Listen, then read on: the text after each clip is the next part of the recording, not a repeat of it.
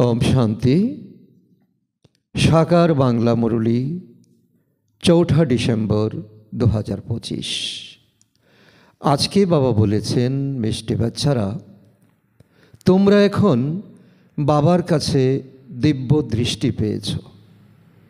এই দিব্য দৃষ্টির দ্বারাই তোমরা আত্মা এবং পরমাত্মাকে দেখতে পারো।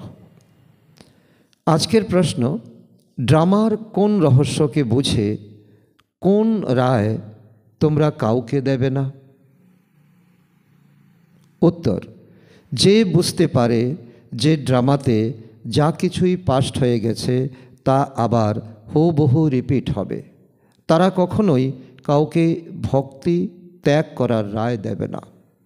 তাদের বুদ্ধিতে যখন জ্ঞান খুব ভালোভাবে বসে যাবে, তারা বুঝতে পারবে যে আমি আত্মা, আমাদের অসীম জগতের বাবার কাছ থেকে উত্তরাধিকার নিতে হবে।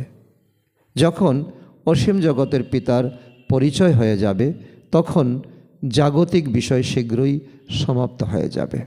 মিষ্টি মিষ্টি হারানিধি বাচ্চাদের প্রতি মাতা পিতা বাপদাদার স্মরণের স্নেহসমন আর সুপ্রভাত। আত্মাদের পিতা তার আত্মারূপী বাচ্চাদের জানাচ্ছেন নমস্কার। আমরা আত্মারূপী সন্তানরা আমাদের মাতা পিতা বাপদাদাকে জানাই স্মরণের স্নেহসমন, সুপ্রভাত ও নমস্কার। ধারণার জন্য মুখ্য সার 1 নম্বর, দৃষ্টি শুদ্ধ করার পরিশ্রম করতে হবে। বুদ্ধিতে যেন সদা থাকে যে আমরা প্রজাপিতা ব্রহ্মার সন্তান, ভাই বোন, দৃষ্টি যেন ক্রিমিনাল না হয়। নাম্বার 2, শরীর নির্বাহের কারণে কর্ম করেও এক বুদ্ধির যোগ বাবার সঙ্গে লাগাতে হবে। জাগতিক সব বিষয় ত্যাগ করে অসীম জগতের পিতাকে স্মরণ করতে হবে, অসীম জগতের সন্ন্যাসী হতে হবে। বরদান, বাবা শব্দের স্মৃতির দ্বারা কারণকে নিবারণে পরিবর্তনকারী সদা অচল অনর ভব। তার অর্থ হলো, যদি কোনো দোলাচলের পরিস্থিতি হয় তাহলে শুধু বাবা বললেই অচল হয়ে যাবে।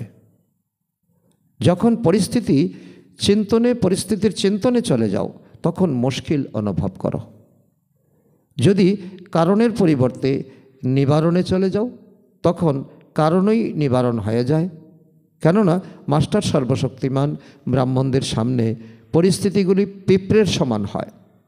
কেবল কি হয়েছে, কেন হয়েছে এসব চিন্তা করার পরিবর্তে যা কিছু হয়েছে তাতে কল্যাণ সমাহিত আছে, সেবা সমাহিত আছে।